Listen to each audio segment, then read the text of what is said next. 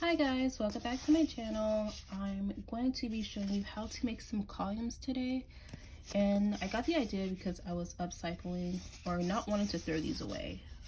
They came in like a roll of contact paper, and I just want to reuse them, and they're kind of like the perfect size, and they're like very useful, and they're the perfect length, and they're easy to cut because it's foam. What we're going to be doing is pretty much like wrapping this cylinder in the corrugated scrap paper. They do make white, but they only make white at Joann's, and it's a little bit further inconvenient ride for me, so I'm just going to use the corrugated paper I found from Hobby Lobby, which is a lot closer, and I'm going to paint that in white using this titanium white from Folk Art. So yeah. So I'm basically just cutting my foam board as straight as possible down to length. And I'm going with 14 inches because a doll is 12 inches, so they need the few extra inches. Now I'm just measuring how much I need to cut for this. And I'll need to cut a little piece to for that one.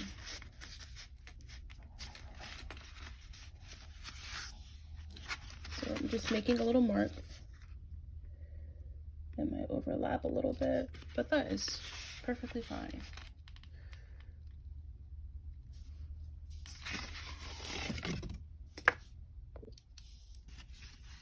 So I don't have to measure, and I could just make sure it's the exact length for both of them. I'm just using the first one as a guide to cut the second one. Next, you'll need to cut out two sizes of squares, one larger than the other, so that they could sit like that.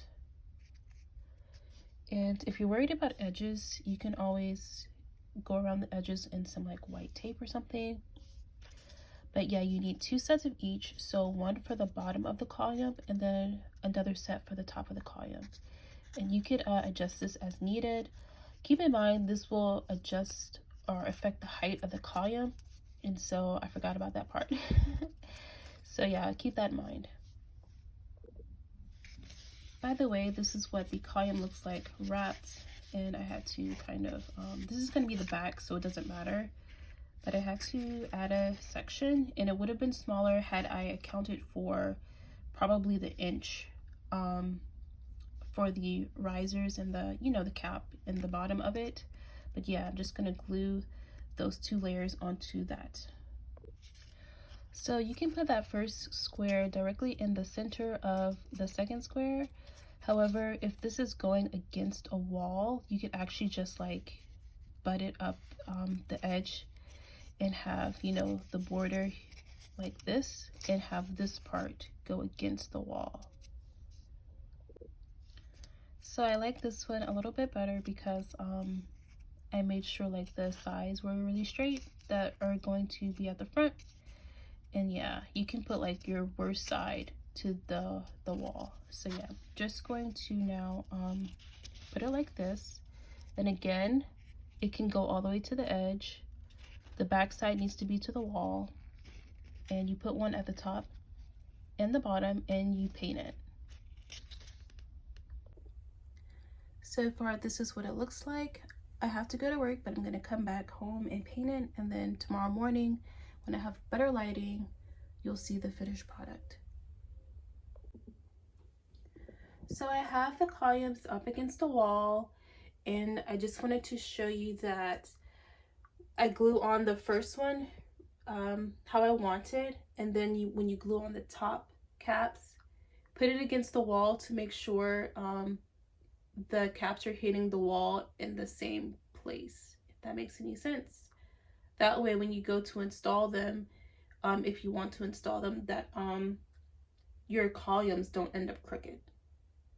So yeah, gonna paint these and then show you guys the finished product. I don't think I have any white tool to like do a draping effect or anything like that, but you can use these for like wedding backgrounds or divine heavenly backgrounds or whatever. So yeah, just gonna get these painted right quick. So here's how the columns look white. They look so good. I think one is kind of off. I'm not sure, but when you glue it into place, because the foam is not, it's very soft, so it's easy to cut, but it's not like a wooden dial that's gonna stay stationary. However, if you're gluing this in a diorama and you can just glue it into place, glue it as straight as you need it to go. And also, if you're not filming this for YouTube, you actually can take your time and get your measurements more exact. So, yeah.